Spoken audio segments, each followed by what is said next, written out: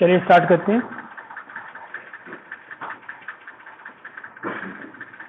Electricity देखो बड़ा विषय, तो सर ध्यान से समझिएगा इसको। देखिए इलेक्ट्रिसिटी क्या होता है, कुछ जानते हो इलेक्ट्रिसिटी के बारे में? बिजली होती है ना, बिजली आती है, पंखा चल जाता है। तो ये बिजली एक्चुअल में है क्या चीज़, किससे बनी है बिजली, किससे मिलके बनी हुई है? करंट से। तो सबसे पहला वर्ड इसमें आता है इलेक्ट्रिसिटी में आपका इलेक्ट्रिक करंट। सबसे पहला वर्ड आता है इलेक्ट्रिक करंट। हमें करंट बाद में आती है, पहले पोटेंशियल आता है, लेकिन फिर भी हम लोग पहले करंट को समझते हैं कि इलेक्ट्रिक करंट होती क्या चीज़ है। ठीक है, हाँ। तो बल्कि करंट को समझने के लिए मैं इससे पहले थोड़ा और बेसिक में चलता हूँ और थोड़ा पीछे लेके चलते हैं आपको। करंट से पहले आपका आता है एटम। एटम मॉलिक्यूल आपने पढ़ा हुआ है क्लास 9 से सभी ने चैप्टर, स्ट्रक्चर ऑफ एटम भी आप सभी लोग जानते हैं। तो उसमें आपने एक चीज़ पढ़ी थी, एटम के अंदर एक चीज़ होती है फ्री इलेक्ट्रॉन। सुना है word free electron? Free electron का मतलब क्या होता है? Electron of outer most orbit. पूरी पीरियोडिक टेबल भी आप पढ़ चुके हैं, है ना, अभी 10th मैंने पढ़ा दिया है पूरा पीरियोडिक टेबल भी आपको। तो उसमें आपने देखा था कि कैसे उसकी पीरियोडिसिटी वेरी करती है, कैसे उसके अंदर कंडक्टिविटी बढ़ती है, कैसे इलेक्ट्रॉनिक पॉजिटिविटी बढ़ती है, वो सारी चीज़ें हम बता चुके हैं। फिर भी एक बात देख लो, एटम के अंदर क्या होता है, फ्री इलेक्ट्रॉन्स होते हैं। जैसे एग्जाम्पल लेते हैं सोडियम का। सोडियम, तो सोडियम का एटॉमिक नंबर क्या होता है? 11। इसका कॉन्फ़िगरेशन क्या होगा? ये हो जाएगा 2,8,1। यानी इसकी फर्स्ट वाली ऑर्बिट कंप्लीट है, सेकंड ऑर्बिट भी कंप्लीट है, थर्ड वाली ऑर्बिट में एक इलेक्ट्रॉन है सिर्फ। ये जो थर्ड ऑर्बिट का एक इलेक्ट्रॉन है, इसी को क्या कहेंगे? फ्री इलेक्ट्रॉन, क्योंकि ये इनकम्प्लीट है। ये अपने आप को कंप्लीट करना चाहेगा सोडियम। सोडियम चाहेगा मेरी ऑर्बिट कंप्लीट हो जाए, तो ऑर्बिट को कंप्लीट करने के लिए ये या तो अपना इलेक्ट्रॉन दे देगा या किसी से लेने की कोशिश करेगा। ले तो पाएगा नहीं क्योंकि 7 इलेक्ट्रॉन की कमी है, तो अपना एक इलेक्ट्रॉन ये किसी को दे देगा। और जब इलेक्ट्रॉन देगा, यानी एक इलेक्ट्रॉन जब यहाँ से निकलेगा, इसी इलेक्ट्रॉन को क्या कह देंगे? Free electron. यानी फ्री इलेक्ट्रॉन की वजह से क्या होता है? चार्ज का ट्रांसफर होता है। और जब कोई एटम इलेक्ट्रॉन देता है तो उस पर आ जाता है पॉजिटिव चार्ज, ये बन जाएगा Na+। तो जितने भी मेटल्स होते हैं, हम लोग क्या कहते हैं, मेटल जितने भी होंगे, metals have free electrons. Metals have free electrons. जितने भी मेटल एग्जिस्ट करते हैं, उन सारे मेटल्स के पास क्या होता है? फ्री इलेक्ट्रॉन्स होते हैं। और फ्री इलेक्ट्रॉन की ही वजह से क्या करते हैं? वो चार्ज का ट्रांसफर करते हैं, या तो चार्ज लेते हैं या फिर चार्ज देते हैं। और जब चार्ज का ट्रांसफर होता है, उसी चार्ज के ट्रांसफर को हम क्या कहते हैं? करंट कहते हैं, इलेक्ट्रिक करंट कहते हैं। ठीक है, तो सबसे बेसिक चीज क्या है? एटम। एटम के अंदर फ्री इलेक्ट्रॉन की वजह से करंट फ्लो करती है या चार्ज फ्लो करता है, जिसे हम लोग नॉर्मली करंट कह देते हैं, इलेक्ट्रिसिटी कह देते हैं। ठीक है, ये पॉइंट आप नोट कर लीजिए। पहली चीज तो मेटल्स है फ्री इलेक्ट्रॉन। क्या दिक्कत है? पहले नोट बने हुए पूरे बने हुए तो कोई बात नहीं, निकाल लो कहाँ है तो कहती चलो, कुछ चीजें नई नई मिलेंगी अभी।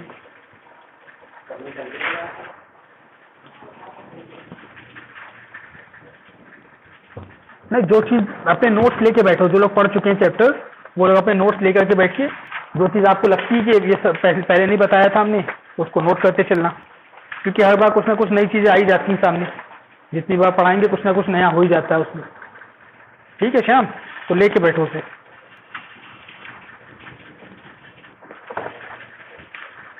ठीक, अब बात होगी फ्री इलेक्ट्रॉन की। मेटल से फ्री इलेक्ट्रॉन, और फ्री इलेक्ट्रॉन से ही क्या होता है? चार्ज आता है।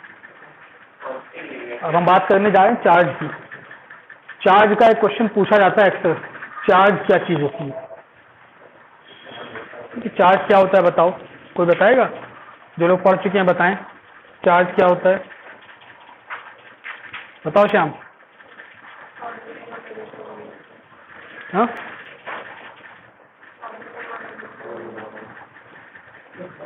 चलो आगे आ जाओ। हाँ बताओ चलो, चार्ज क्या होता है? चार्ज क्या होता है? क्या होता है?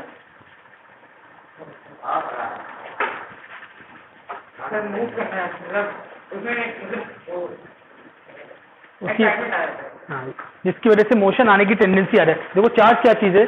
चार्ज किसी भी एलिमेंट की फंडामेंटल प्रॉपर्टी है। लिख लो डेफिनेशन चार्ज की। It is a fundamental property,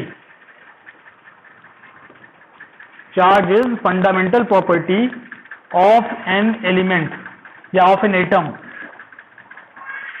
और कैसी प्रॉपर्टी है? जिसकी वजह से दो एटम के बीच में अट्रैक्शन होगा या रिपल्शन होगा। ठीक है, चार्ज क्या है? Charge is the fundamental property of an atom due to which there is force of attraction और रिपल्शन। एक ऐसी प्रॉपर्टी जिसकी वजह से दो एटम के बीच में या तो अट्रैक्शन का फोर्स आएगा या फिर रिपल्शन का फोर्स आएगा, इसी प्रॉपर्टी को कहते हैं हम लोग चार्ज। ठीक है, इसके बारे में पता कैसे चला था? इसके बारे में बचपन में तुम लोग करते होगे, बालों में कंघा करो और कंघे को क्या करो, पेपर के पीछे कट थोड़े थोड़े टुकड़े करो तो उसके ऊपर रखो, तो क्या होता है? वो उसको अट्रैक्ट कर लेता है। तो ऐसा क्यों हुआ? क्योंकि जब आपने बालों में कंघा किया आपने, तो उसके अंदर जो चार्ज था, यानी इसके अंदर जो इलेक्ट्रॉन्स थे, वो क्या हुआ? एक्साइट हो गए, फ्री इलेक्ट्रॉन्स फ्री स्टेट में आ गए फ्रिक्शन की वजह से। और उसने क्या किया? कागज के जो इलेक्ट्रॉन्स थे उनको अट्रैक्ट करने की कोशिश करते हैं।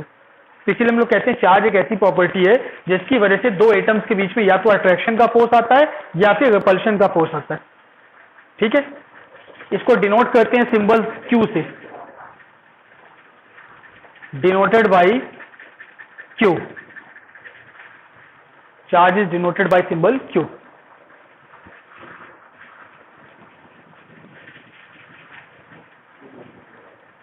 फॉर्मूला क्या होता है चार्ज का? अब वो कितना चार्ज किसके ऊपर है ये कैसे पता चलेगा? क्योंकि आपको मैंने बताया मेटल जब कोई भी मेटल इलेक्ट्रॉन देता है तो उस पर पॉजिटिव चार्ज आता है, लेता है तो नेगेटिव चार्ज आता है। यानी चार्ज का जो नंबर है वो किस पर डिपेंड कर रहा है? नंबर ऑफ इलेक्ट्रॉन्स गेन्ड और लूज, कितने इलेक्ट्रॉन किसने लूज किए या गेन किए, उसके ऊपर डिपेंड करता है चार्ज की वैल्यू। तो यहां से एक वैल्यू आपको मिलती है चार्ज की, Q is equal to N into e. क्योंकि चार्ज बेसिकली किसकी वजह से आता है? इलेक्ट्रॉन के मोशन की वजह से। प्रोटॉन में कुछ नहीं होता, ध्यान रखना। एटम का कैसा होता है? जैसे सोडियम का अगर आप स्ट्रक्चर बनाओ तो कैसे बनेगा? ये हो जाएगा न्यूक्लियस। न्यूक्लियस में होता है प्रोटॉन न्यूट्रॉन। फिर फर्स्ट ऑर्बिट में होंगे 2 इलेक्ट्रॉन, सेकेंड ऑर्बिट में होंगे 8 इलेक्ट्रॉन, और थर्ड वाली ऑर्बिट क्या हो जाएगी? उसमें सिर्फ 1 इलेक्ट्रॉन होगा। ऐसे तो कभी भी प्रोटॉन या न्यूट्रॉन का एक्सचेंज नहीं होता है। कोई भी एटम ना तो प्रोटॉन दे सकता है ना न्यूट्रॉन। एक्सचेंज हमेशा किसका होता है? इलेक्ट्रॉन का। जो कुछ होगा इलेक्ट्रॉन के साथ होगा, या इलेक्ट्रॉन का लूजिंग होगी या फिर गेनिंग होगी। तो अगर इलेक्ट्रॉन को लूज करते हैं तो पॉजिटिव चार्ज आता है, इलेक्ट्रॉन को गेन करते हैं तो नेगेटिव चार्ज आता है। इसीलिए हम लोग क्या लिखते हैं? Charge is equal two electron का चार्ज हो गया और उसके साथ साथ क्या है? Number of electron. ये फॉर्मूला आपको मिल जाता है। प्लस माइनस दोनों साइन आप लगा दो। अगर इलेक्ट्रॉन देते हैं तो प्लस का साइन लेंगे, इलेक्ट्रॉन लेता है कोई एटम तो माइनस का साइन लेंगे। तो यहां पे n क्या चीज है? n is number of electron. n is number of electron. और e क्या है? e is charge of 1 electron. एक इलेक्ट्रॉन के चार्ज को e से डिनोट करते हैं और n का मतलब होता है नंबर ऑफ इलेक्ट्रॉन। और चार्ज ऑफ इलेक्ट्रॉन कितना होता है कोई बताएगा? e की वैल्यू, e की वैल्यू होती है -10। श्याम मार खाओगे बेटा, -19 होता है। एक इलेक्ट्रॉन का चार्ज होता है 1.6 इंटू 10 टू द पावर -19 और इसका यूनिट होता है कूलम। चार्ज का ऐसा यूनिट होता है कूलम। तो यूनिट भी याद रखिएगा, चार्ज का ऐसा यूनिट होगा कूलम।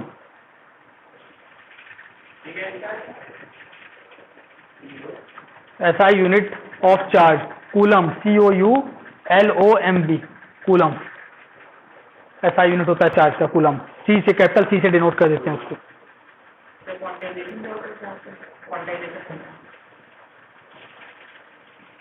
ठीक है, नोट कर लिया? Ajay, Aditya,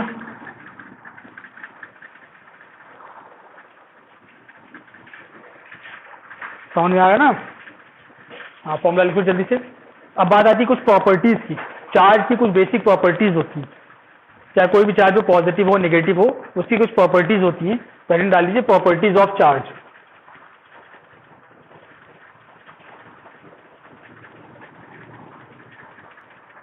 properties of charge.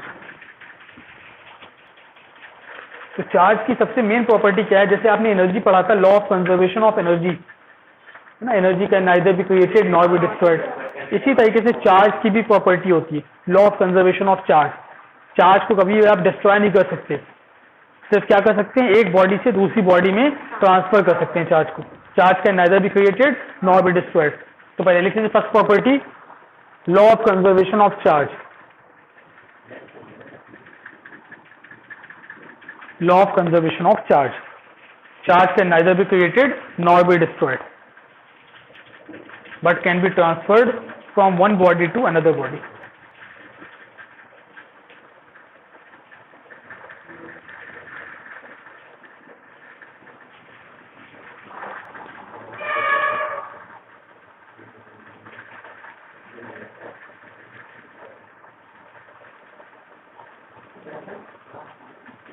इसलिए बेटा फर्स्ट प्रॉपर्टी होगी law of conservation of charge. Charge can neither be created not be destroyed but can be converted from one, can be transferred from one body to another body. दूसरी property आती है charge की, like charges क्या करते हैं, same charge repel करेंगे, opposite charge attract करेंगे। जैसे पोल में था, मैग्नेटिक पोल में, तो like charges repel each other and opposite charge attract. ये दूसरी प्रॉपर्टी होती है चार्ज की, कि like charges repel and opposite charges attract each other. Third property एक और आती है, थर्ड प्रॉपर्टी बहुत इंपॉर्टेंट, इसे हम कहते हैं quantization. Quantization of charge. Quantization का मतलब क्या है कि आप चार्ज को कभी भी ब्रेक नहीं कर सकते। इसको नोट कर लिया, सेकंड वाला पॉइंट हमने नोट कर लिया, फिर आगे बताएं। थर्ड पॉइंट बहुत इंपॉर्टेंट है। क्या लिखा तो है सेकंड, लाइक चार्जेस रिपेल, यही तो लिखना है बस। अब देखिए थर्ड पॉइंट समझिएगा, क्वांटाइजेशन ऑफ चार्ज। चार्ज का फॉर्मूला आपके सामने, Q is equal to n e. तो अभी तक जो माना गया था, हालांकि अब तो ये थोड़ा सा फेल होने लगा, ये जो पॉइंट है आपका क्वांटाइजेशन ऑफ चार्ज, रिसेंटली ये अब आपका ये फेल होने जा रहा है। ठीक है, अब जो रिसर्च हो गई उसके बाद अब ये फेल हो जाएगा कुछ दिनों बाद, अभी हुआ तो नहीं है, लेकिन फिलहाल अभी क्वांटाइजेशन का मीनिंग क्या है कि चार्ज को कभी भी आप ब्रेक नहीं कर सकते। यानी किसी भी एटम का जो चार्ज होगा, या तो वो n की वैल्यू क्या होगी, 1 होगा, 2 होगा, इंटीजर की फॉर्म में हो सकता है। Charge is always in the form of integral multiple, 1 2 3 4 electron. Electron की ब्रेकिंग पॉसिबल नहीं थी पहले, ऐसा माना जाता था, लेकिन अब इलेक्ट्रॉन भी ब्रेक हो चुका है। इलेक्ट्रॉन भी क्वार्क से मिलकर बना होता है, वो भी रिसर्च हो चुकी है। तो अब उसके बाद ये फिलहाल फेल हो जाएगा आगे जाकर के, लेकिन अभी हम लोग को ये पढ़ना है क्वांटाइजेशन ऑफ चार्ज। चार्ज का क्वांटाइजेशन क्या है कि चार्ज को हम लोग फर्दर डिवाइड नहीं कर सकते। Charge is always in the form of integral multiple, integer की फॉर्म में होगा। क्या होगा, Q is equal to 1e होगा, या 2e होगा, या 3e होगा, ऐसे होगा। 1.5 नहीं हो सकता, क्योंकि इलेक्ट्रॉन कभी आधा नहीं हो सकता, पहले ऐसा माना जाता था, लेकिन अब सब हो सकता है। ठीक है, तो क्वांटाइजेशन का मीनिंग समझ गए क्या है, लिख लीजिए पॉइंट इसमें क्वांटाइजेशन में। The charge on a body is the integral multiple. Charge on a body is the integral multiple of charge of electron. Charge on a body is the integral multiple of the charge of electron. यानी ऐसे charge electron के multiple की form में होगा, integer की form में 1 2 3 4 कुछ भी हो सकता है, ये नहीं हो सकता 1.5e 1.4e, ऐसा नहीं हो सकता, ये पॉसिबल नहीं। ठीक है, इसी को कहते हैं हम लोग क्वांटाइजेशन कंडीशन, पहले नहीं बताया था।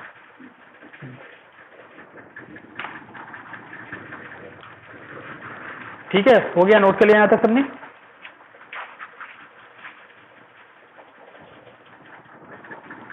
ये चार्ज की प्रॉपर्टीज हो गई।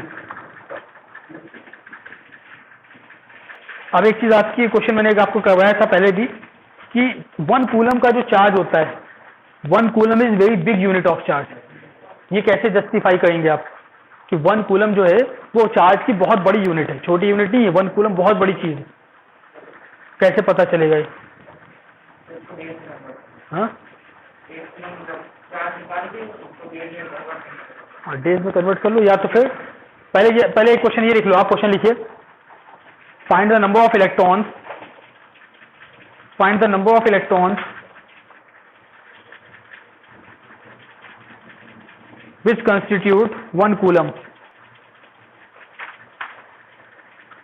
Find the number of electrons which constitute 1 coulomb. कितने इलेक्ट्रॉन मिल करके 1 कूलम का चार्ज बनाते हैं? Find the number of electrons which constitute 1 coulomb. तो आपने फॉर्मूला पढ़ा हुआ है, Q is equal to NE. अब देखिए यहां पर आपको क्या क्या चीजें पता है ऋषभ, आपको Q पता है, Q कितना दिया हुआ है 1 कूलम, 1 कूलम का चार्ज है, कितने इलेक्ट्रॉन की वजह से आएगा वो हमें निकालना है। तो E की वैल्यू भी आपको पता है, E की वैल्यू होती है 1.6 इंटू 10 टू दी पावर -19। निकालना क्या आपको, N निकालना है, कितने इलेक्ट्रॉन मिल जाए कि 1 कूलम का चार्ज बन जाए। तो सॉल्व कर दो, यहाँ पे N इक्वल टू क्या आ जाएगा, N इज इक्वल टू हो जाएगा Q by E, value put कर देते हैं, तो ये हो जाएगा 1/1.6 इंटू 10 टू दी पावर -19। इसे ऊपर ले जाते हैं, 10 टू द -19 ऊपर जाएगा तो प्लस का 19 हो जाएगा अपॉन 1.6, नीचे से डेसिमल हटाएंगे तो ऊपर आ जाएगा 10। इसको हम ऐसे भी लिख सकते हैं 100 into 10 to the power 18 upon 16। ये 10 था, इसमें से एक 10 और ले लिया, 100 हो गया, 10 टू द पावर 18 बची अपॉन 16। अब ये डिवीजन आपका इजीली हो जाएगा, कितना आ जाएगा 6.25 into 10 to the power 18 electron, यानी इतने इलेक्ट्रॉन जब किसी एटम से निकलेंगे तब जाकर के 1 कूलम का चार्ज आएगा।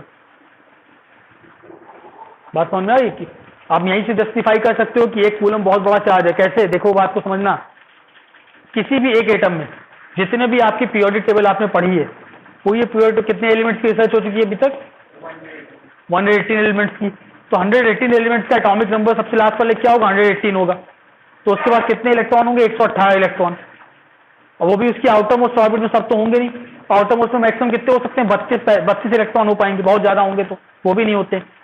तो एक एटम में 32 इलेक्ट्रॉन तुम निकाल सकते हो मैक्सिमम, हम बात करें मैक्सिमम अगर ले लें तो एक एटम से अगर तुम इलेक्ट्रॉन निकालते हो तो कितने मैक्सिमम निकाल सकते हो, 32, सबसे ज्यादा वाले से, वो भी जो सबसे बड़ा एलिमेंट है आपका पीरियोडिक टेबल का, उससे खाली तुम 32 निकाल सकते हो।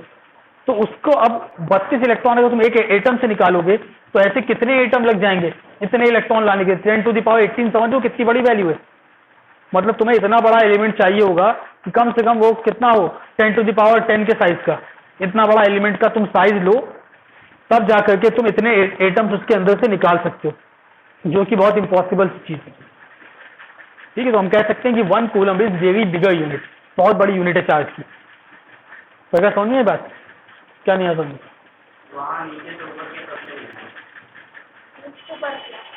अब ये ऊपर ले गए पावर प्लस की 19 हो गई, यहाँ 0.6 था, डेसिमल हटाया 10 हो गया। अब उसके बाद इसको हमने यहाँ से एक पावर कम कर दी, पावर कम कर दी तो एक 10 और नहीं आ जाएगा इसके साथ, 10 इंटू 10 क्या हो जाएगा 100, और पावर हो जाएगी इसकी 18। बस यही तो किया, हमने एक पावर कम कर दी, ना करो तुम कम, तुम 10 को डिवाइड कर लो, 0.625 आ जाएगा, यहाँ पे पावर 19 रहेगी। बस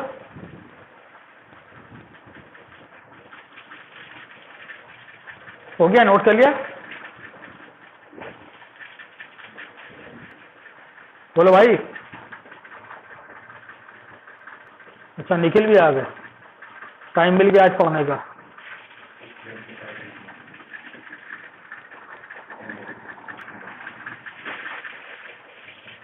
चलिए आगे चलते हैं।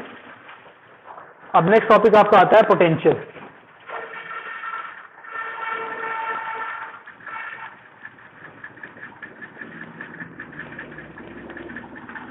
इलेक्ट्रिक पोटेंशियल,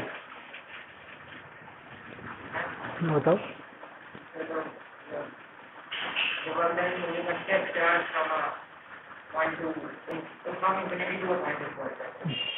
देखिए पोटेंशियल को आप डिफाइन करते हैं हम लोग,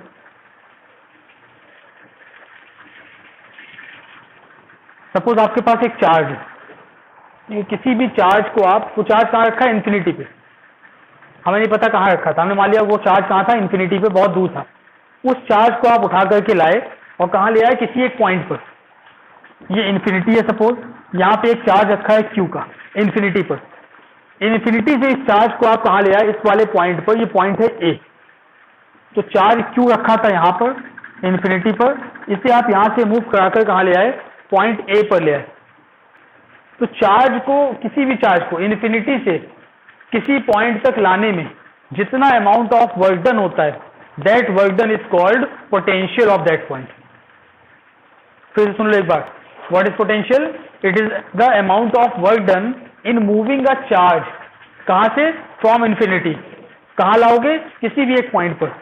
तो वो जो पॉइंट पे लाने तक जितना वर्क हुआ वो उस पॉइंट का पोटेंशियल कहलाएगा, यानी potential of point A. Potential को डिनोट करते हैं सिंबल कैपिटल वी से, ठीक है, पोटेंशियल को कैपिटल वी से डिनोट करेंगे।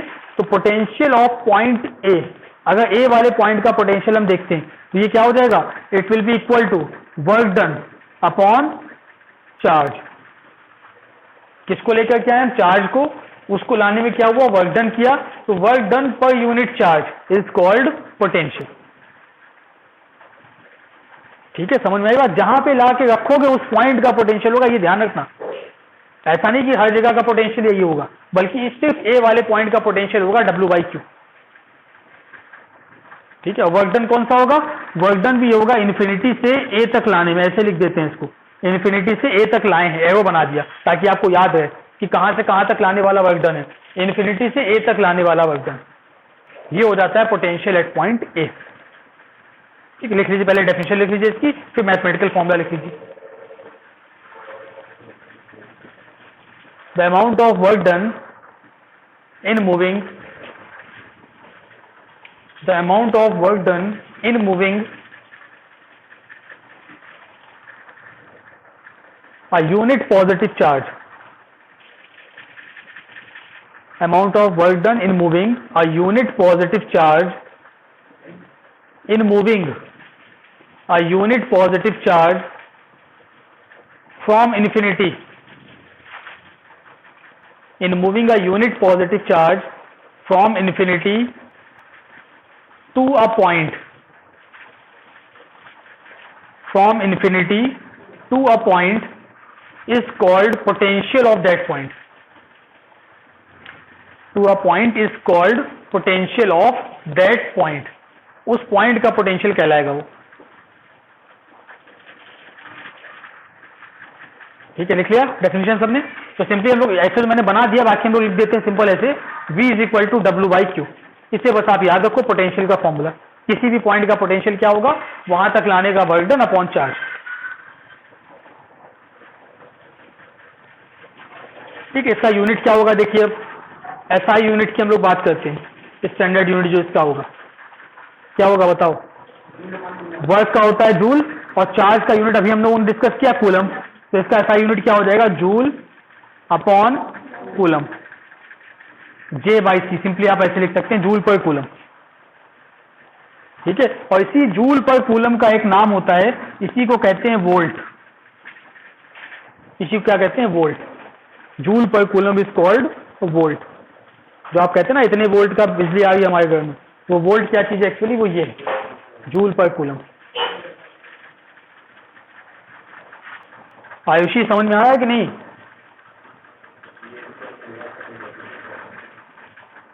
चलो, जहां डाउट हो पूछते हैं ना। तो जूल पर coulomb is also called volt. अब यहां से एक डेफिनेशन पूछी जाती है आपसे, डिफाइन 1 वोल्ट। क्वेश्चन आपसे पूछा जाता है एक नंबर का, डिफाइन 1 वोल्ट। तो 1 वोल्ट क्या हो जाएगा, देखो 1 वोल्ट को हम कैसे लिख सकते हैं, अगर ये भी 1 हो जाए, ये भी 1 हो जाए, तो 1/1 क्या आता है, 1। तो इसको हम ऐसे लिख सकते हैं, 1 joule upon 1 coulomb. 1 joule upon 1 coulomb is called 1 volt. तो लिखेंगे कैसे इसको, आप थ्योरी के फॉर्म में लिखिए डेफिनेशन 1 वोल्ट की। When 1 joule of work, when 1 joule of work is done, when 1 joule of work is done in moving a charge, when 1 joule of work is done in moving a charge of 1 coulomb, in moving a charge of 1 coulomb from infinity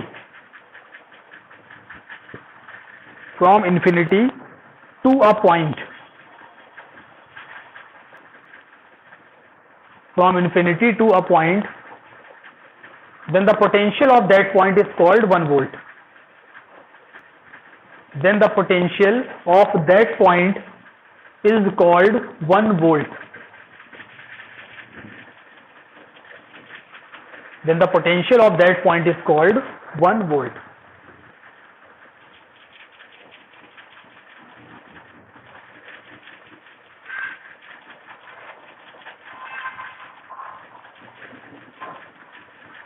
ठीक है, potential of that point is called 1 volt. Note कर लिया?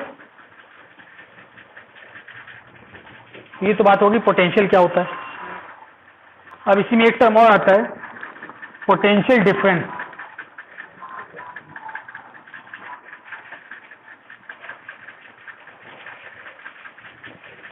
Next point आता है आपका potential difference.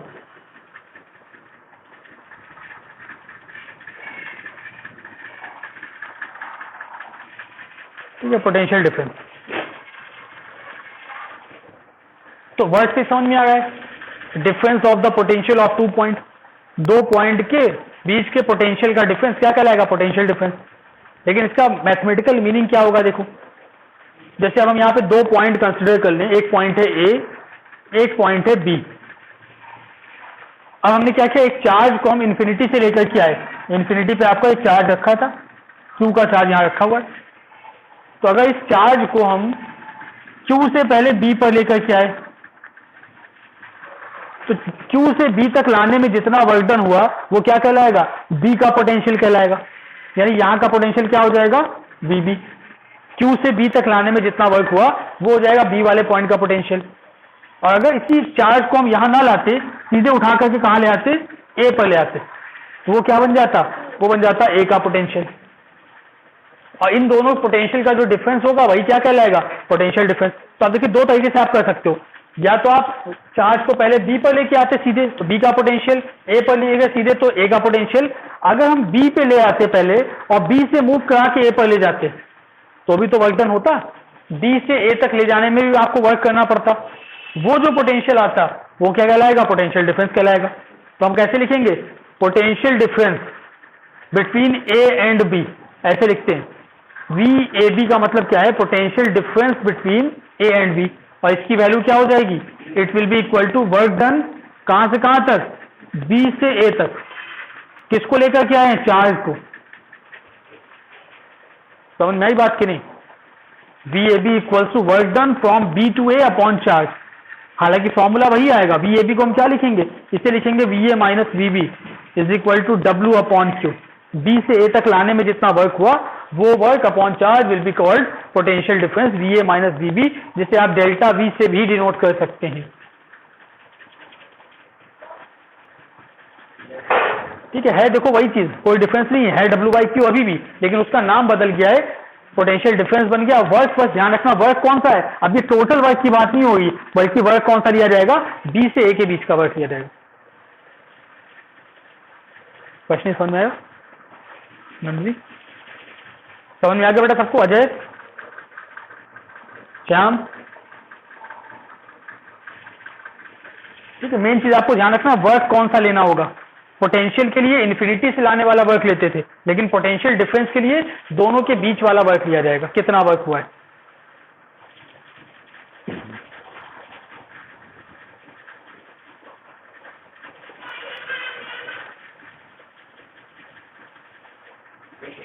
लिख लिया,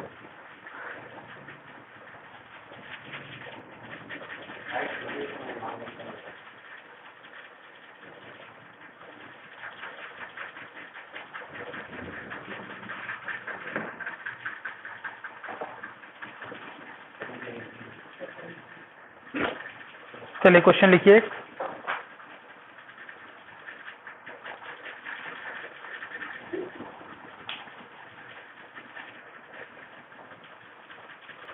Find the work done.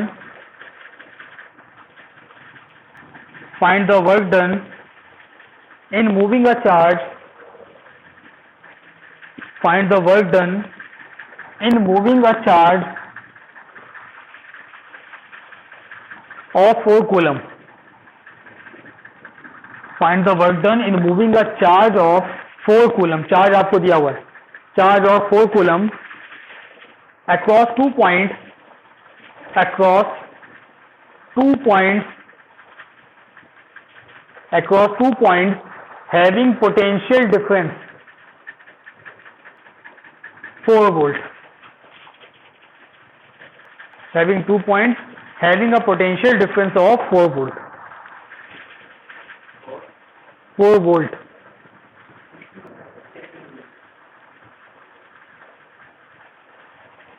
ठीक है, तो आपको पोटेंशियल डिफरेंस दिया हुआ है, चार्ज दिया हुआ है, पूछा क्या गया है वर्क डन। तो फॉर्मूला क्या होता है पोटेंशियल डिफरेंस का, delta V is equal to W by Q. Delta V लिखो या V1 माइनस V2 लिखो, बात सबको एक ही है। तो इसकी वैल्यू आपको पता है, ये कितना दिया हुआ है, ये है 4। वर्क डन आपको निकालना है, चार्ज भी कितना गिवन है 4, तो वर्क डन कितना आ जाएगा 4 4 जा 16 जूल, आंसर आ गया। 1 मार्क्स का क्वेश्चन होता है सिंपल सा, सिर्फ वैल्यू आपको पुट करनी, फॉर्मूला याद रखना होगा।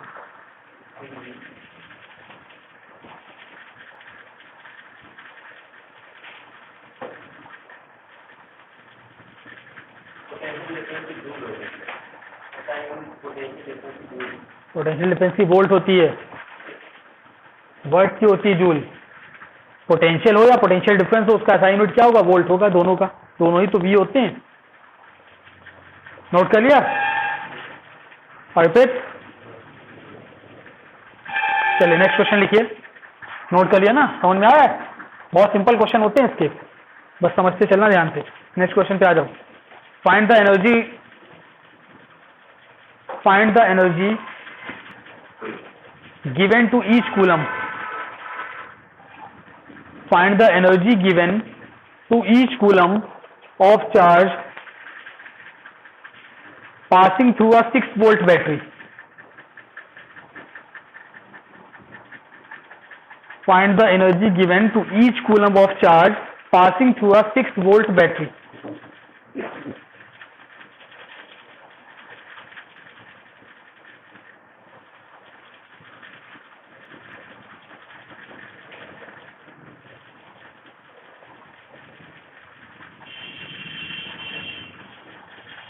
बताइए क्या आएगा आंसर।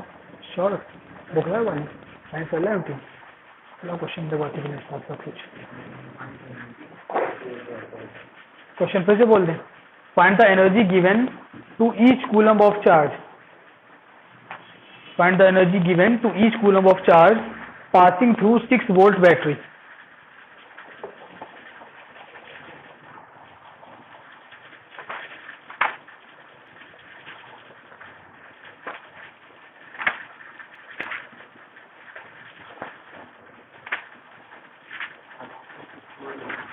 क्या आंसर है बताओ।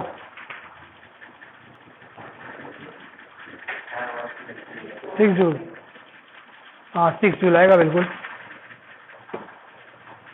सबका आ गया 6 जूल।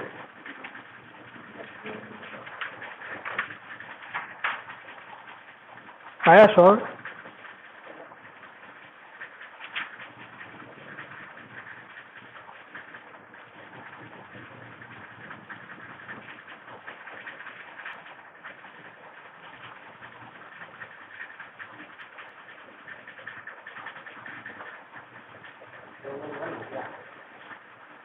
बोलो हो गया, आ गया आंसर दूसरा।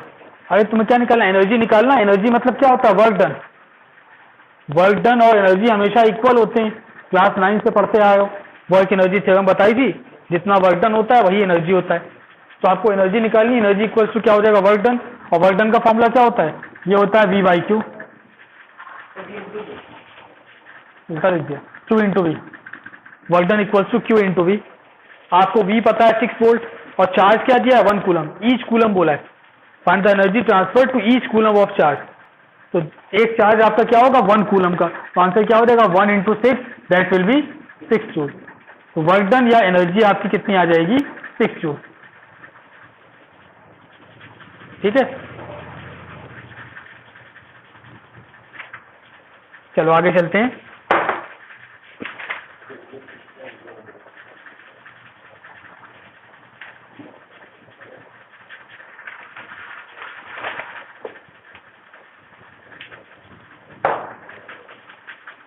अब बात आती है जो पोटेंशियल डिफरेंस हम लोग पढ़ रहे हैं या पोटेंशियल जो हम लोगों ने पढ़ा है, तो इसका यूज कैसे करते हैं। अब इसको समझना, एक चीज आपने सुना होगा वर्ड सेल, इलेक्ट्रिक सेल जो आपकी होती है ना, बैटरी जो आपने पढ़ी है, बैटरी या सेल, तो ये बनती कैसे। सेल, तो सेल का कॉन्सेप्ट क्या होता है देखो, हालांकि आपके सिलेबस में नहीं है लेकिन कम से कम बेसिक चीज आपको पता होनी चाहिए ताकि आप आगे क्वेश्चन कर सकें। तो सेल में होता क्या है, एक हमने क्या लिया, कंटेनर लिया, कंटेनर के अंदर एक सोल्यूशन बनाया जाता है। ठीक, कोई ऐसा सोल्यूशन बनाते हैं जो मेटल का सोल्यूशन होगा, कॉपर सल्फेट, सोडियम सल्फेट, ऐसा कोई सोल्यूशन आपको बनाना होगा। ठीक, किसी मेटल का सॉल्ट लिया जाता है, उसका सोल्यूशन बना दिया जाता है। सिंपल, आप सिंपल सॉल्ट भी ले सकते हो, NaCl, नमक घोल दो पानी में, उससे बिजली बन जाती है, बैटरी काम करता है वो भी NaCl। लेकिन ऐसे नहीं बनेगा, उसके अंदर आपको क्या लगाने होंगे, इलेक्ट्रोड लगाने होंगे। 2 रॉड इसके अंदर डिप की जाती है, ऐसे ये 2 रॉड्स हमने इसके अंदर डिप कर दी, इन दोनों रॉड्स को कहते हैं इलेक्ट्रोड, इन्हें कहते हैं इलेक्ट्रोड्स। और तुम लोग जो केमिस्ट्री पढ़ चुके हैं, जो लोग मेटल नॉन मेटल पढ़ चुके हैं, और इलेक्ट्रोड पोटेंशियल वहां पे मैंने एक चीज बताई थी, इलेक्ट्रोड पोटेंशियल, उसका इंक्रीजिंग ऑर्डर, डिक्रीजिंग ऑर्डर, पूरी टेबल एक बनवाई थी मैंने, बताया था वहां पर। तो यहाँ पे क्या होता है, जो आपके इलेक्ट्रोड्स होते हैं इसमें एक होता है कैथोड और एक होगा एनोड। तो जब इलेक्ट्रोड्स इसके अंदर डिप किए जाते हैं तो जो भी आपका सोल्यूशन होता है, सोल्यूशन ब्रेक हो जाता है। जैसे अगर सपोज हम यहाँ पे लेते हैं कॉपर सल्फेट CuSO4, तो ये ब्रेक हो जाएगा और ये क्या बना देगा, Cu प्लस SO4 2-। कॉपर का चार्ज अलग चला जाएगा, सल्फेट अलग चला जाएगा, आयंस बन जाएंगे, एक कैटायन बनेगा, एक एनायन, इसे बोलते हैं कैटायन। पॉजिटिव वाले को कहते हैं कैटायन और नेगेटिव को कहते हैं एनायन। तो अब क्या होगा, जैसे ही आपने रॉड को इसके अंदर डिप किया और इसके अंदर ब्रेकिंग हुई, कैटायन एनायन बन गए, तो कैटायन कहाँ जाते हैं, कैटायन जाते हैं कैथोड की तरफ। जो आपका पॉजिटिव चार्ज होता है वो जाता है कैथोड पर, और जो नेगेटिव चार्ज होता है वो जाता है एनोड पर। ठीक है, कैटायंस होते हैं वो कैथोड पर जाते हैं, एनायंस जाते हैं एनोड पर। तो उसकी वजह से क्या होता है, यहाँ पे जाकर के इधर प्लस चार्ज इकट्ठा होने लगता है और इधर माइनस चार्ज इकट्ठा होने लगता है। तो एक डिफरेंस बन जाता है चार्ज का, एक तरफ प्लस इकट्ठा हो गया, एक तरफ माइनस इकट्ठा हो गया। इसी चीज को हम क्या कह देते हैं, इसी को हम कह देते हैं बैटरी या सेल कह देते हैं इसी को। एक तरफ प्लस एक तरफ माइनस, जितने भी आप सेल देखो, घड़ी का सेल देखो, उसमें एक तरफ क्या बना होता है, प्लस, एक तरफ माइनस। बैटरी होती है आपकी, बैटरी में देखो एक तरफ प्लस लिखा होता है, एक तरफ माइनस। ये प्लस माइनस क्या इंडिकेट करता है, जिधर की तरफ प्लस चार्ज इकट्ठा हुआ है उसे कहते हैं पॉजिटिव इलेक्ट्रोड कैथोड, जिधर नेगेटिव चार्ज इकट्ठा हुआ है उसे कहते हैं नेगेटिव इलेक्ट्रोड या एनोड। तो यही आपका सेल बन जाता है, पॉजिटिव और नेगेटिव। पॉजिटिव वाले को बड़े ऐसे डिनोट करते हैं, पॉजिटिव की एक बड़ी लाइन से और छोटी लाइन से। बड़ा सेल क्या होता है सभी लोग, अच्छा इधर देखो श्योर। तो जो पॉजिटिव चार्ज यहाँ पे आया होगा इलेक्ट्रोड पर, तो हम क्या मानते हैं, पहले वो चार्ज कहाँ था, इन्फिनिटी पर था, इन्फिनिटी से यहाँ इलेक्ट्रोड के ऊपर आ गया, वो क्या कहलाएगा, इस वाले इलेक्ट्रोड का पोटेंशियल। ऐसे ये नेगेटिव चार्ज भी कहीं इन्फिनिटी से आया होगा और इस पर आ गया नेगेटिव वाले पर, तो क्या बन जाएगा, नेगेटिव वाले इलेक्ट्रोड का पोटेंशियल। तो जो सेल आपका बनता है, ऐसे बन गया सेल, तो ये आपका होता है पॉजिटिव, ये होता है नेगेटिव, तो इसे हम कहते हैं हाई पोटेंशियल। हाई पोटेंशियल और नेगेटिव वाले को कहते हैं लो पोटेंशियल। जिसका पॉजिटिव होगा उसे कहेंगे हाई पोटेंशियल, उसका पोटेंशियल ज्यादा है, और नेगेटिव वाले का पोटेंशियल कम है। ठीक है, तो हाई पोटेंशियल और लो पोटेंशियल ये सेल बन जाता है ऐसे। और वैल्यू क्या होगी इसके पोटेंशियल की, वैल्यू वही होगी V = W/Q। इसका जो भी चार्ज आया है वो charge upon work done upon charge potential बन जाएगा।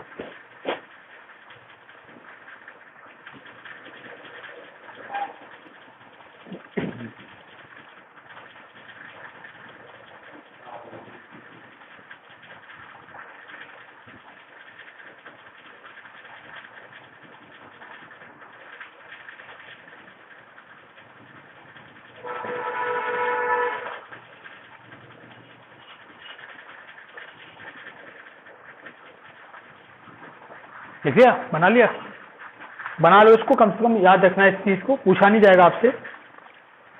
इसके इसमें क्रॉस ना लगाओ, अब इसके आगे जो चीज़ बताने जाए वो पूछी जाएगी, तो इसलिए इसको जानना जरूरी था आपके लिए। दूसरा चीज आपकी आती है बैटरी। एक होता है सेल और दूसरा होता है बैटरी। तो बैटरी किसे कहते हैं? Combination of cell. जहां पर एक से ज्यादा सेल कनेक्ट होते हैं उसे हम कहते हैं बैटरी। जैसे अपने इन्वर्टर में क्या होता है, आपके इन्वर्टर कभी देखा है सबने खोल के? इन्वर्टर के अंदर होल्स बने होते हैं। कितने बने होते हैं? 6। देखा होगा आपने इन्वर्टर की जो बैटरी आती है नॉर्मली, उसमें 6 होल बने होते हैं। तो वो 6 सेल की बैटरी होती है, 6 सेल होते हैं उसमें। ठीक है, उसके अंदर क्या होता है? इलेक्ट्रोड्स पड़े होते हैं। आप उसके अंदर पानी डालते हो, बल्कि उसके अंदर एसिड डाला जाता है। तेजाब नहीं, एसिड, हाँ एसिड कहते हैं। एसिड डालते हैं या पानी भी आप डालते हो डाइल्यूट करने के लिए उसको, तो पानी डाल देते हो, लेकिन एसिड उसके अंदर पहले से होता है। हाँ, डिस्टिल वाटर डाल देते हैं उसमें। तो उससे क्या होता है? उससे ये सोल्यूशन आपका तैयार होता है और इलेक्ट्रोड पहले से उसके अंदर पड़े होते हैं, तो उसमें पॉजिटिव निगेटिव चार्ज आ जाता है। तो उसके अंदर कई सारे सेल हैं। एक सेल में तो इतनी ताकत होगी नहीं कि आपके पूरे घर की वो सब कुछ चला दे। 6 सेल की बैटरी बनाई जाती है इन्वर्टर के लिए, जो हम लोग यूज करते हैं। तो अच्छा, अब यहाँ पे हम पहले लिख लो, बैटरी लिखना होता क्या है? It is a combination of cell. Combination of cell is called battery. Combination of cell is called battery. Combination of cell is called battery. अब बात आती है बैटरी के कनेक्शन की।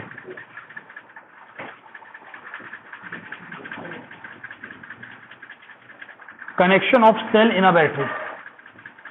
बैटरी के अंदर सेल का कनेक्शन कैसे किया जाता है, ये सबसे इंपॉर्टेंट चीज है आपके लिए।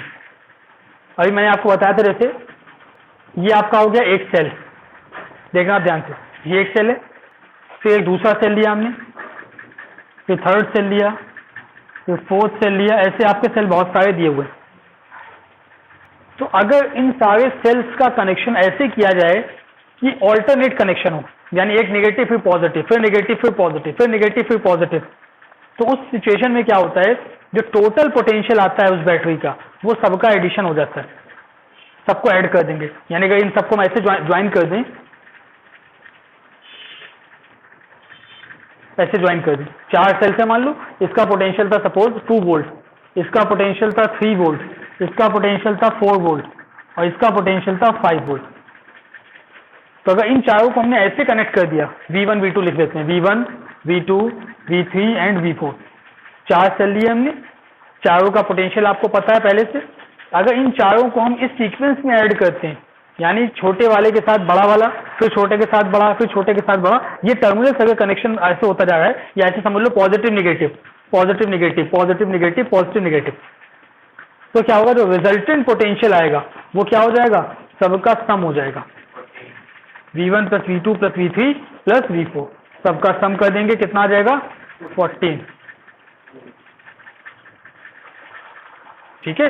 अगर इसी को हम थोड़ा सा कनेक्शन को रिवर्स कर देते, यानी अगर पॉजिटिव निगेटिव साथ में ना कनेक्ट किया जाए, पॉजिटिव पॉजिटिव साथ में कनेक्ट हो जाए, या नेगेटिव नेगेटिव साथ में कनेक्ट हो जाए, तो क्या होता है? सब्ट्रैक्ट हो जाता है। जैसे इसका सबसे अच्छा एग्जांपल है, अपने घरों में जैसे टॉर्च यूज करते हैं सभी लोग, सेल वाली टॉर्च जो होती है, तो कभी भी देखना कनेक्शन जो होगा उसमें, जहां पे आप डालते हो सेल को लगाते हो, एक तरफ पॉजिटिव ऐसे लगाओगे सेल को, अगर इधर पॉजिटिव इधर नेगेटिव, तो उसके दूसरी साइड वाला उल्टा लगता है। या घड़ियों में भी देखना, घड़ी जो आपकी दीवार वाली घड़ी होती है उस पर भी देखो क्या करते हैं, एक से लगा ऐसे लगता है तो दूसरा उल्टा लगता है। स्प्रिंग तो लगी होती है तो ठीक है, रिमोट में अपने टीवी के रिमोट में देखो, उसमें देखना कभी पॉजिटिव निगेटिव पढ़ के देखना, उसमें बना होता है एक तरफ पॉजिटिव एक तरफ नेगेटिव सेल के ऊपर। स्प्रिंग छोड़ो वो सब, हम पॉजिटिव नेगेटिव की बात कर रहे हैं। जहाँ पे आप लगाते हो एक तरफ पॉजिटिव एक तरफ नेगेटिव, तो अगर 2 सेल लगाते हो तो एक तरफ पॉजिटिव लगा होता है, अब इधर देखो, अगर 2 सेल लगाते हैं इधर पॉजिटिव इधर नेगेटिव, तो उल्टा वाला इधर पॉजिटिव इधर नेगेटिव होता है। ऐसा क्यों करते हैं?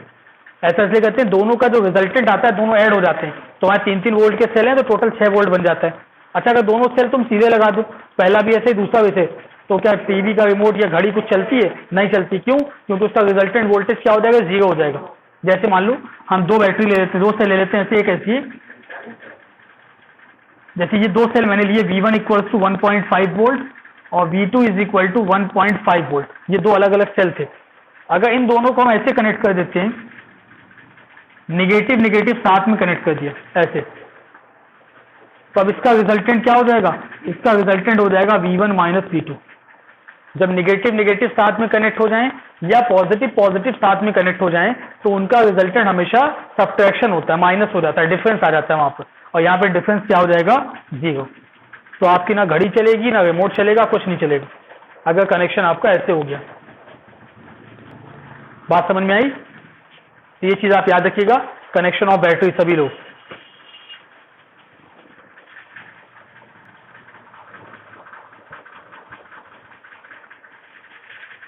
इसको चाहे अपनी लैंग्वेज में लिख भी लेना, when opposite polarities are connected then the voltages of cells are added. अपनी लैंग्वेज में चाहे लिख लो, चाहे मैं बोल रहा हूं उसको लिख लो। When opposite polarities of cell are connected, when opposite polarity of cell are connected, then their resultant is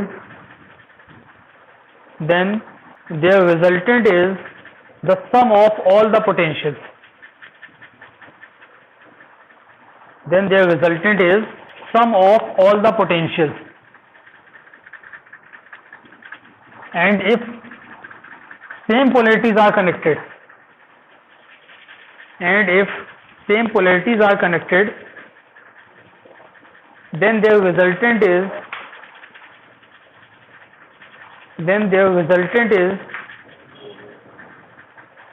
the difference of all the potentials. Then their resultant is difference of all the potentials.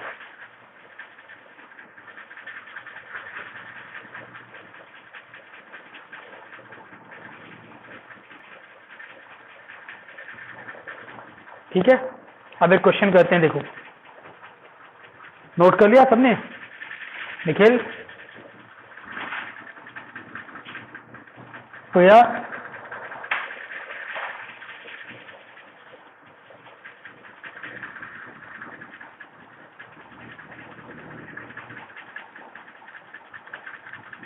ये figure आपको दिया हुआ है, 4 sales, 4 cell connect किए गए। देखिए question, in the given figure 4 cells of 1.5 volt each. In the given figure 4 cells of 1.5 volt each are connected.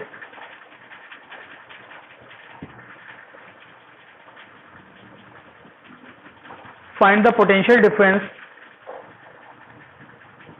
Find potential difference across the terminals of the battery. Find potential difference across the terminals of the battery.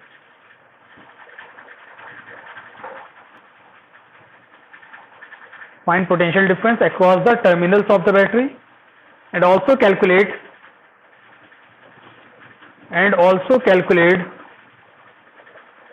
the energy gained.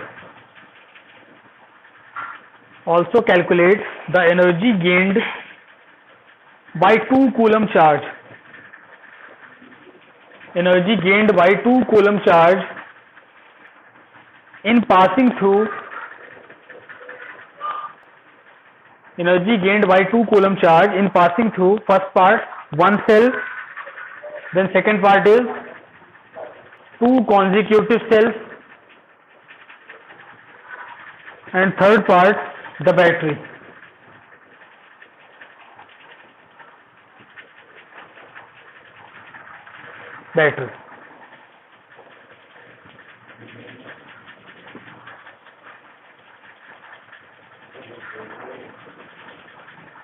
ये question समझ गए क्या है सब लोग? समझ गए क्या है बताओ? बोलो प्रखर, बताओ। 4 सेल कनेक्ट किए गए, डायग्राम आपको दिया हुआ है। सबसे पहले क्या निकालना है? इसका टोटल पोटेंशियल निकालना है बैटरी के टर्मिनल के अक्रॉस। तो बैटरी का टर्मिनल कहां तक होगा? यहां से लेकर यहां तक, ये टर्मिनल हो गया। इसको अगर हम XY मान ले सपोज, तो आप ऐसे लिख सकते हैं इसको VXY, potential difference between X and Y। क्यों एकदम ठीक है ना। एक्स और वाई के बीच का पोटेंशियल निकालना है, तो वी एक्स वाई लिख दिया उसको मैंने, और ये क्या हो जाएगा, अगर इनको V1 V2 V3 V4 ले लो और चारों इक्वल है 1.45 1.5, तो कैसा हो, एडिशन होगा या सब्ट्रैक्शन होगा, वैष्णवी क्या होगा यहाँ पर, एडिशन होगा, क्योंकि नेगेटिव पॉजिटिव कनेक्टेड होते जा रहे हैं, तो सबको ऐड कर देंगे।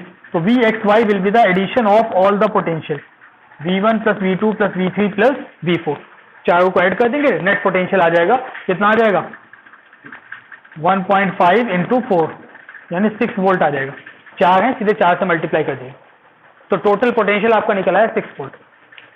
अब आते हैं इस पे पार्ट के ऊपर आते हैं तीनों। इसी का सेकंड क्वेश्चन है जिसका फर्स्ट पार्ट क्या पूछा गया है,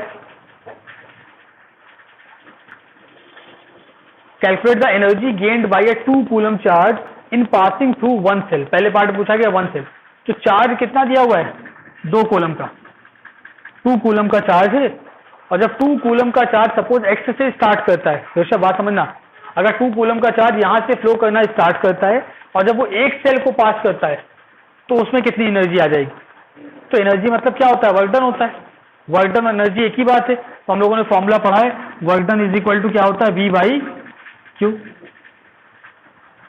सही लिखा है, उल्टा लिख दिया फिर, V into Q, work done equals to होता है V इंटू क्यू, या V equals to W by Q, formula हम लोगों ने पढ़ा था, तो वर्क डन होता है V इंटू क्यू। जब एक सेल की बात होगी तो पोटेंशियल किसका लिया जाएगा, एक सेल का, एक सेल का पोटेंशियल क्या है 1.5, और चार्ज कितना गिवन है आपको 2, तो एनर्जी कितनी आ जाएगी 3 जूल, वर्क डन आ गया 3 जूल, तो एनर्जी भी क्या हो जाएगी 3 जूल, क्योंकि वर्क डन और एनर्जी एक ही चीज है, जब भी आपसे एनर्जी की बात होगी तो आप वर्क डन फाइंड करेंगे,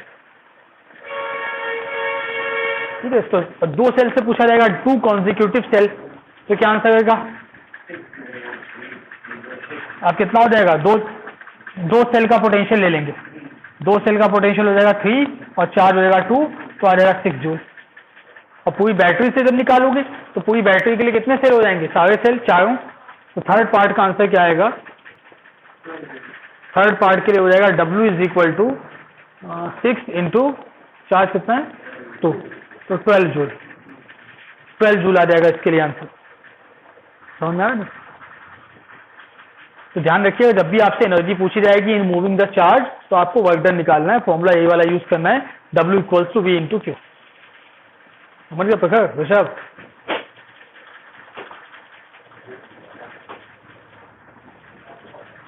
हाँ आपकी क्लास होगा, हाँ घर पे आ रहे हैं,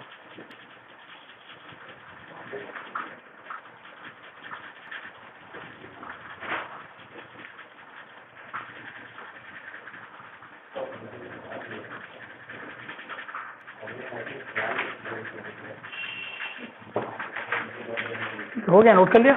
अब एक दूसरा क्वेश्चन और कर लो इसी टाइप का, तो ये पोटेंशियल वाला पार्ट आपका फिनिश हो जाएगा, कल से करंट स्टार्ट कर देंगे। अब देखिए नेक्स्ट फिगर हमें आपको दिया हुआ है, 2 सेल्स हैं फिर से, लेकिन कनेक्शन इसका उल्टा दिया हुआ है, ये सेल A है और ये है cell B, terminal X, terminal Y and this point is P, ऐसे आपको फिगर दिया हुआ है।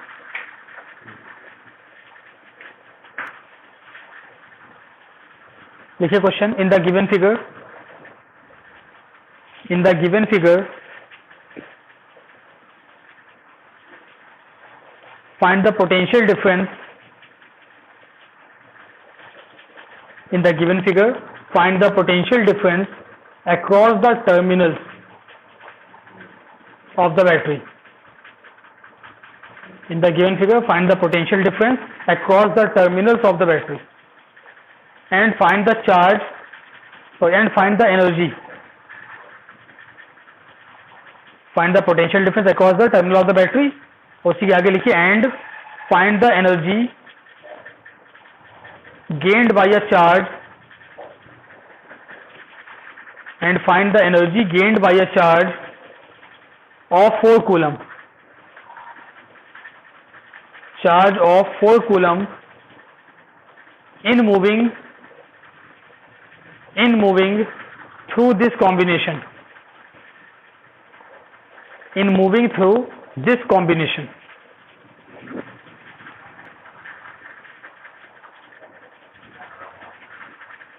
बताओ जल्दी से सॉल्व करो। क्या बेटा?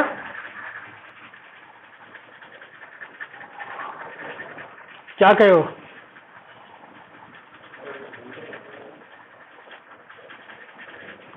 चलिए सॉल्व करिए।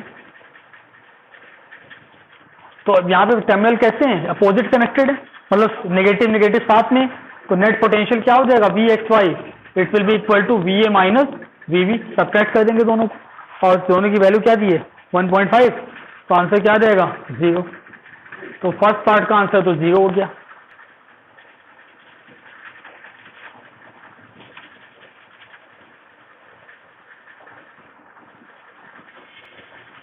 इसमें एक चीज मैंने दी थी, ये लिख लीजिए आप, पोटेंशियल। एक क्वेश्चन में और एक चीज ऐड कर लो, potential of both the cells is same. Potential of both the cell is same which is equal to 1.5। Question में लिख लेना V A is equal to V B is equal to 1.5 volt. ये लिख लो, V A equals to V B equals to 1.5 आपको given है। तो X Y के अक्रॉस पोटेंशियल कितना आ गया? 0 आ गया। समझ में आ गई बात? सेम सेम कनेक्टेड से नेगेटिव नेगेटिव सब्ट्रैक्ट हो जाएगा, अपोजिट कनेक्ट होगा तो ऐड होगा, बस इतना ध्यान रखो। फिर आपको क्या निकालना? एनर्जी निकालनी। एनर्जी इक्वल्स टू क्या होता है? Work done. और वर्क डन इक्वल्स टू क्या होगा? V into Q. पूरे कॉम्बिनेशन की बात हुई, अलग अलग नहीं पूछा है इस क्वेश्चन में। क्या पूछा गया है? Energy gain by 4 coulomb charge in moving through the combination. तो पूरे कॉम्बिनेशन से मूव करने में तो ये पोटेंशियल कौन सा लिया जाएगा? एक्स वाई का। एक्स से स्टार्ट किया, वाई तक गए चार्ज को लेकर के, तो वी एक्स वाई की वैल्यू क्या है? 0। तो वर्क डन भी क्या आ जाएगा? 0, यानी एनर्जी भी क्या हो जाएगी? 0। तो इसकी एनर्जी भी 0 हो गई और पोटेंशियल भी 0 हो गई। ठीक है। लेकिन हाँ, अगर इसी में इंडिविजुअल पूछा जाता है ना, find the amount of work done या find the energy gained in passing through the A cell, तो अगर ए से निकालते सिर्फ, यानी वर्क डन फ्रॉम ए, सिर्फ ए के लिए निकालते, तो क्या हो जाता? ये हो जाता 1.5 इंटू कितना है? चार्ज कितना है? 2। तो ये हो जाता 3। हो गया वो चार्ज 4 कूलम 6 आ जाता। तो 6 जूल का वर्क डन या एनर्जी आ जाती ए के लिए। ऐसे जब बी के लिए निकालते आप, तो बी के लिए भी इतनी आ जाती, 1.5 इंटू 4 6 जूल आ जाती। लेकिन एक पॉजिटिव लेते, एक को नेगेटिव लेते। क्यों? क्योंकि एक की पोलैरिटी अगर इधर पॉजिटिव मान रहे हो, तो इस वाले को अगर पॉजिटिव लोगे तो इस वाले को नेगेटिव लेना पड़ेगा, तभी तो रिजल्टेंट 0 आएगा। तो एक को पॉजिटिव कर दो, एक को नेगेटिव कर दो, बस। अलग अलग पूछा जाता तो आप ऐसे निकाल देते। कॉम्बिनेशन का पूछा है तो डायरेक्टली हमने कॉम्बिनेशन का एनर्जी फाइंड कर दी। ठीक है, समझ में आ गया यहाँ तक? तो पोटेंशियल वाला एक पार्ट हम लोग का फिनिश हो गया है। अब कल से हम लोग करंट स्टार्ट कर देंगे, फिर ओम्स लॉ पे आ जाएंगे। तो इसको अच्छे से पढ़ लेना, एक बार रिवाइज कर लेना। बाकी अपना मैथ्स का भी रिवीजन सब लोग